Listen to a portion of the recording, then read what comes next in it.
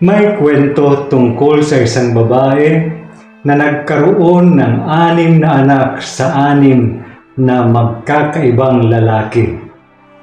Dumating siya sa puntong gusto na niyang sumuko sa buhay dahil itinakwil na siya ng kaniyang pamilya, bunga ng kaniyang magulong pamumuhay. Sinabi niya sa kaniyang sarili, "Napakalungkot ko sapagkat wala nang nagtitiwala o nagmamahal sa akin. Ngunit wala akong masisisi kundi ang aking sarili." Habang siya ay walang patutunguhang naglalakad, may nakita siyang tarpulin na may nakasulat, "Kung pakiramdam mo ay wala nang tumatanggap at nagtitiwala sa iyo, lumapit ka sa amin, aalagaan ka namin." Nagpasya siyang puntahan iyon, at doon niya natuklasan na isa pala itong tahanan para sa mga inang itinakwil at pinangangasiwaan ng mga madre. Sa madaling salita, buong puso siyang tinanggap, inalagaan at minahal ng mga madre. Sa pamamagitan ng kanilang malasakit, habag at pagtanggap, naranasan niya ang walang hanggang pag-ibig ni Jesus. Sa pamamagitan ni Jesus at ng mapagkalingang paglilingkod ng mga madre, muli niyang natagpuan ang pag-asa, kagalingan at panibagong buhay. Puno ng pasasalamat, sinabi niya sa kanila, "Inalagaan ninyo ako noong wala nang ibang nagmamalasakit sa akin. Ipinadama ninyo sa akin ang walang hanggang pag-ibig ni Jesus noong wala nang iba na nag-abalang ibahagi ito sa akin.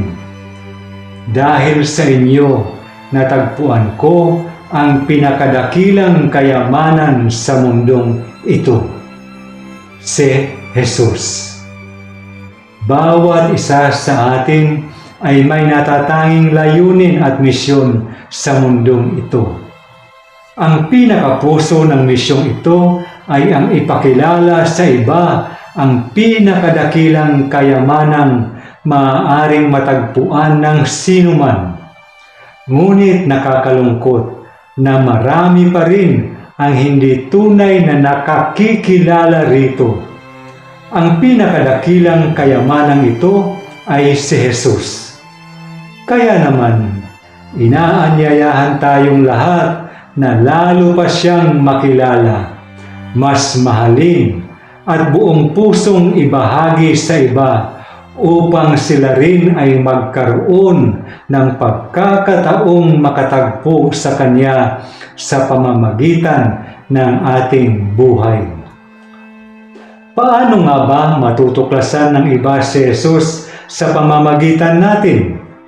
Magagawa natin ito sa pamamagitan ng pagbibigay ng pag-asa sa mga pinanghihinaan ng loob, pakikinig sa halip na paghatol, pagpapatawad sa halip na pagkimkim ng sama ng loob, at pag-ibig sa halip na galit, pagmamataas at mapanghusgang pag-uugali.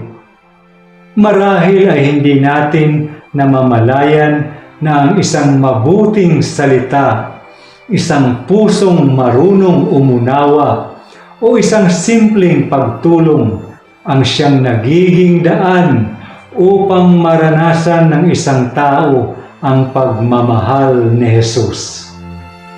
Ang bawat taong nakakasalamuhan natin ay maaaring may mga sugat na hindi nakikita, mga laban na tahimik na pinapasan, o mga pasaning tanging Diyos lamang ang lubos na nakaalam.